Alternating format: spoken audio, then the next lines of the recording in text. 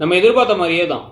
காவேரி கர்ப்பமாக இருக்காங்க அப்படிங்கிற தகவல் தெரிஞ்ச உடனே சாரதாவால் அப்படியே வந்து ஷாக் தாங்காமல் அப்படியே கீழே உட்காந்துறாங்க. மனித இயல்பு தான், அவங்களால வந்து இதை ஏற்றுக்கவே முடியல. என்னடா சொல்கிறீங்க அப்படிங்கிற மாதிரி ஒரு குழப்பத்தை இருந்துட்டு, வயிற்றில் குழந்தைய வச்சுக்கிட்டு தான் வந்து அந்த பையனோட நான் வாழவே மாட்டேன்னு எனக்கு சத்தியம் பண்ணி கொடுத்தியா, இல்லை என்னை பார்த்தா எனக்கு இப்படி தெரியுதா இல்லை அப்படி தெரியுதா, சத்தியமெல்லாம் பண்ணி கொடுத்துருக்க அப்படின்னு சொல்லிட்டு வந்து கேட்டதுக்கு பிறகு தான் வந்து பார்த்தீங்கன்னா வந்து இவங்க இல்லை, எனக்கு வந்து அவர் கூட சேர்ந்து வாழணுங்கிறது ஆசை, அவருக்கும் என் கூட சேர்ந்து வாழணுங்கிறது எனக்காகவே அவருக்கு ஆசை, என் மேலே அவருக்கு அவ்வளோ காதல் இருக்குது, எல்லாமே இருக்குது, ஆனால் நீ புரிஞ்சிக்கல, அதனால தான் நான் வந்து நீ கோவப்படுற வேறு மான அவமானத்தை பற்றிலாம் பேசினங்கிறதுக்காக தான் நான் இங்கே இருந்தேன் அப்படிங்கிற மாதிரிலாம் அவங்க அம்மா கிட்ட பேசினதுக்கப்புறமா தான் வந்து அவங்களுக்கு வந்து இப்போ ஒரு மாதிரி குழப்பமாகி அவங்க இப்போ என்ன சொல்கிறாங்க அப்படின்னா, அது ப்ரோமோலே குமரன் கிட்ட நான் அந்த பையன்கிட்ட பேசணும் அப்படிங்கிறாங்க. இப்போ இவங்கெல்லாம் கிளம்பி அவங்க பையன் இருக்கான்னு போக மாட்டாங்க, அந்த பையனை வரவழைக்கணும், அதே வாடா இங்கே அப்படின்னு கூப்பிட்டா அவனை விஜய் கொடுன்னு ஓடி வந்துருவாருன்னு நினைக்கிறாங்க. ஆனால் அவர் என்ன பண்ணுறாருன்னா எங்கேயோ வந்து ரோட்டோரமாக காரு கீழே உட்காந்து ஏதோ பாவமாக உட்காந்துருக்காரு, எங்கே போகிறாருன்னே தெரில, அவர் கதை என்னங்கிறத இப்போதைக்கு காமிக்கல.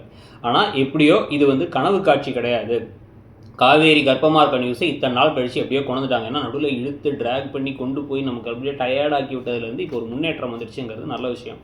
ஸோ இதுக்கு பிறகு தான் வந்து பார்த்திங்க அப்படின்னா வந்து ஏற்கனவே நம்ம ப்ரெடிக்ஷனில் சொன்ன மாதிரி பாசிட்டிவாக கதையை கொண்டு போனோம் அப்படின்னா, இப்போ விஜய் எங்கே இருக்காருன்னு கண்டுபிடிக்க முடியல அப்படின்னு குமரன் சொன்னதுக்கு பிறகு இப்போ காவேரியை கூப்பிட்டுட்டு சாரதா நேராக இந்த வீட்டுக்கே போகணும். இந்த வீட்டுக்கு போனால் இந்த வீட்டில் வந்து விஜயோட வீட்டில் அவங்க பாட்டியும் சித்தியும் ஓவராக பேசி வீட்டுக்குள்ளலாம் வரக்கூடாது, என்ன நினச்சிட்டு இருக்க, சொத்து அபகரிக்க தான் அப்படிலாம் பண்ணுறியான்னு பிளான் பண்ணுறியான்னு பேசும்பொழுது காவேரி கர்ப்பமாக இருக்காங்கிற தகவலை சொல்ல அவங்க அந்த சமயத்தை எப்படி ரியாக்ட் பண்ண போகிறாங்கங்கிறது ரொம்ப முக்கியமான விஷயம். அவங்க ரொம்ப அப்படியே வந்து என்னது கர்ப்பமா, சும்மா கதை விடுறீங்களா, பொய் சொல்கிறீங்களா அப்படிங்கிற மாதிரி கேட்காம அவங்க வந்து இதை வந்து ஒரு ஷாக்காக, அதே சமயத்தில் தாத்தா அந்த விஷயத்தை புரிஞ்சுக்கிட்டு அடக்கடவுளை இதைத்தான் வந்து அன்றைக்கி விஜய் சொன்னானா, ஒரு சர்ப்ரைஸ் காத்திருக்குன்னு சொன்னானான்னு சொல்லிட்டு வாமா உள்ள நீ அப்படின்னு சொல்லிட்டு வந்து அப்படியே வந்து பாசமாக உள்ளார கூப்பிட்டு போனால் நல்லாயிருக்கும்.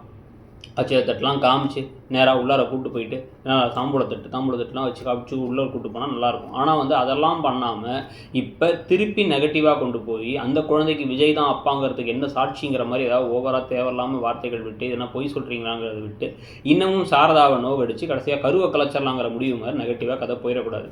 அதை பற்றி நீங்கள் என்ன நினைக்கிறீங்க? சீக்கிரமாக விஜய் வந்து இந்த விஷயத்தில் இவங்களை ஒரு வீட்டுக்கு ஒன்றா சேர்த்துட்டு அதுக்கப்புறம் அவங்க வரக்கூடிய பிரச்சனைகளை பார்த்துக்கிட்டா பெட்டர் நினைக்கிறீங்களா, இல்லை பிரித்து வச்சாதாங்க ஒரு மாதிரி நல்லா இருக்குது, அவங்கள தனித்தனியாக வெவ்வேறு வீட்டில் வச்சு எப்போ பார்த்தா அழுதுகிட்டே வச்சு இருக்க விட்டுருவோம், அப்புறம் திருட்டுத்தனமாக பார்க்க வைப்போம், அப்போ தான் நல்லாயிருக்கும் அப்படின்னு நினைக்கிறீங்களாங்கிறத சொல்லிவிட்டு அப்படியே மறக்காமல் இடம்பெறும் சேனலையும் சப்ஸ்கிரைப் பண்ணுங்கள். தேங்க்யூ.